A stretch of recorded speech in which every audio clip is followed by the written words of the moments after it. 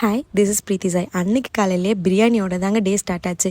பிரியாணி வேறு லெவலில் இருந்ததுங்க. என்ன பிரியாணின்னு பார்க்குறீங்களா? காளான் பிரியாணி. இதை செஞ்ச மகராசி யார் தெரியுமா? எங்கள் சித்தி தாங்க.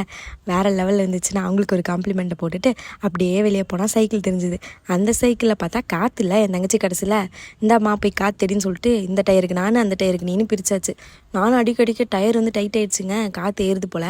என் தங்கச்சிக்கிட்ட சொன்னால் அவன் நம்பவே மாட்டேங்கிறா. சரி வாமா, அந்த டயருக்கு நீ தான் அடிக்கணும் அப்படின்னு சொல்லி என் தங்கச்சியை கொத்துவிட்டேன்.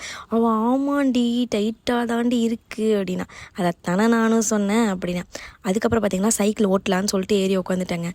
இதில் பார்க்க என்னமோ நான் நல்லா ஓட்டுற மாதிரி தெரியுங்க. ஆக்சுவலி எனக்கு சைக்கிள் சுத்தமாகவே ஓட்ட தெரியாதுங்க. வண்டி கார் கூட ஓட்டிடுவாங்க, ஆனால் அந்த சைக்கிள் சுத்தமாக தெரியாது. அங்கே போயிட்டு எனக்கு பிரேக் பிடிக்க தெரியாமல் கீழே விழுந்திருப்பேன். Just miss. என் தங்கச்சி பார்த்தீங்களா, அவள் கூட வேறு லெவலில் ஓட்டுறாங்க. அவளுக்கு ஒரு அப்ரிசியேஷனை போட்டுட்டு அப்படியே உள்ளே போனால் எங்கள் சித்தி பையன் வந்திருந்தான். அவங்க கூட ஒரு அட்டண்டன்ஸை போட்டுட்டு என் தங்கச்சி அவனுக்காக ஸ்பெஷலாக ஒன்று ப்ரிப்பேர் பண்ணியிருந்தா. என்ன கண்ட்ராவின்னு பார்த்தீங்களா? அது வேறு எதுவும் இல்லைங்க, லெஸியில் சியா சீட்ஸு.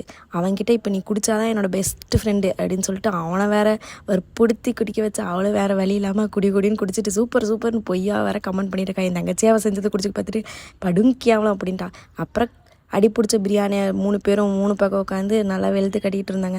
அதுவும் ஒரு நல்ல டேஸ்ட்டாக தான் இருந்தது. அதுக்கப்புறம் கேரம் போர்டு விளையாடலான்னு சொல்லிட்டு அதையும் எடுத்து வச்சுட்டேன். நானும் ஒரு ஜூமிங்கை போடலான்னு பார்த்தா நடுவில் இந்த கவுசிக்கு வந்தான்னு சொல்லிட்டு இவன் வேறு வந்துட்டான்.